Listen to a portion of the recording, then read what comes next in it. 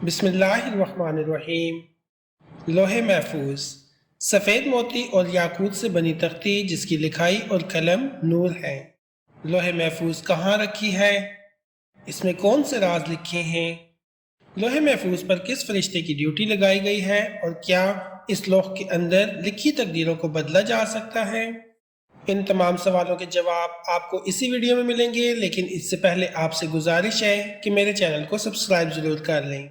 नाज़रीन इकराम, लोहे महफूज एक ऐसी किताब या तख्ती है जिसमें इस कायनात की इब्तदा से लेकर इंतहा तक सभी छुपी और ज़ाहिरी बातें लिखी हुई हैं।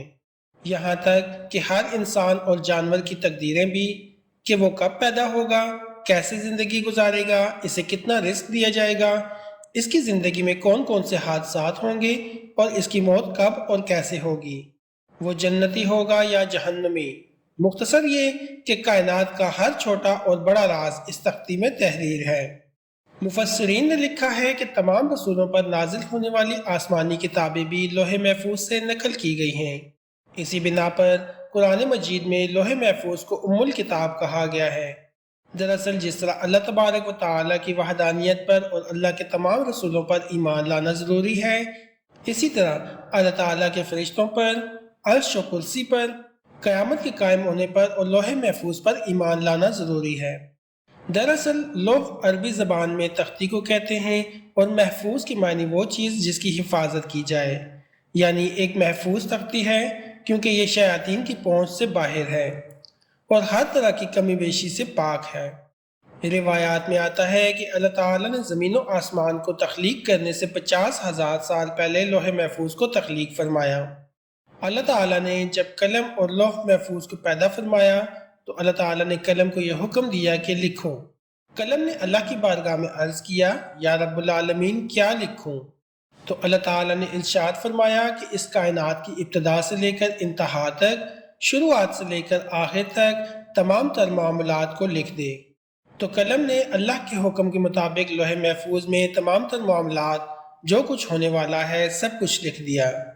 लिहाजा आज तक जो कुछ भी इस कायनात में हुआ है और क़यामत तक जो कुछ भी होगा, वो तमाम की तमाम बात इस लोहे महफूज में लिखी है। हज़रत इब्न अब्बास रज़ी अल्लाह ताला अन्हो लोहे महफूज की बनावट और अशकाल के मुतालिक फरमाते हैं कि अल्लाह ताला ने लोहे महफूज को पैदा फरमाया। इसकी लंबाई 100 साल की मुसाफत यानी दूरी है।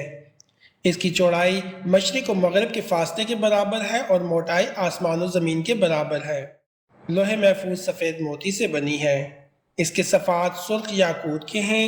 इसका कलम नूर और लिखाई भी नूर है। लोहे महफूज के मुतालिक अल्लाह तबारक व तआला कुरान मजीद में सूरह अल बुरूज में फरमाते हैं, बल्कि वो एक बड़ी शान वाला कुरान है जो तख्ती यानी लोहे महफूज में लिखा हुआ है, जिसकी हिफाजत की गई है। यानी कुरान पाक भी लोहे महफूज की तख्ती पर लिखा हुआ है। हज़रत इब्न अब्बास रज़ी अल्लाह ताला अन्हो बयान करते हैं कि लोहे महफूज के ऊपर बतौर उन्वान ये अल्फाज लिखे हुए हैं, और मोहम्मद सल्लल्लाहु अलैहि वसल्लम इसके बंदे और रसूल हैं। लिहाजा जो भी अल्लाह पर ईमान लाएगा और इसके वादे को सच्चा जानेगा और इसके रसूलों की इत्तबा करेगा, तो अल्लाह तबारक व तआला इसे जन्नत में दाखिल कर देगा।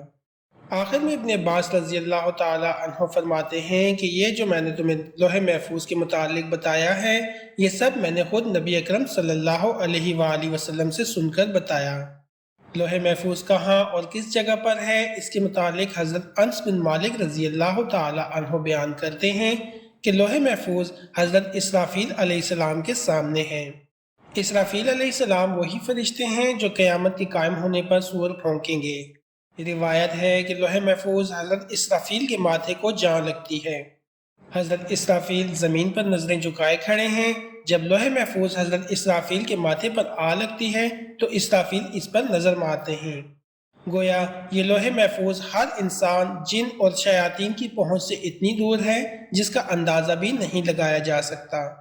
लोहे महफूज के वर्क, लिखाई, अल्फाज और कलम कैसे हैं, ये इंसानी अक्ल से ऊपर की बातें हैं। नाजरीन, अब सवाल ये उठता है कि लोहे महफूज में मौजूद तकदीरें और अमूर का कायनात में किस तरह नज़ूल होता है। दरअसल लोहे महफूज से पूरा प्रोग्राम लोहे दोम पर आता है। लोहे महफूज जैसी एक और तख्ती है जो लोहे दोम है। یہ پروگرام الگ الگ انفرادی طور پر تمام جانداروں تک پہنچایا جاتا ہے، لیکن اب اس میں انسانی ارادے بھی شامل ہو جاتے ہیں۔ مثلاً اگر لوح محفوظ میں یہ پروگرام شامل ہے کہ کسی آدمی کو ایک کام کرنا ہے، لہٰذا یہ کام انسانی ذہن پر بالکل اسی طرح وارد ہوتا ہے۔ اب انسان اس میں اپنا ذاتی ارادہ شامل کرتا ہے اور وہ اس کام کو سر انجام دیتا ہے، یعنی ہر امور اور کام میں انسان کو نیت اور ارادے کا مکمل اختیار ہوتا ہے۔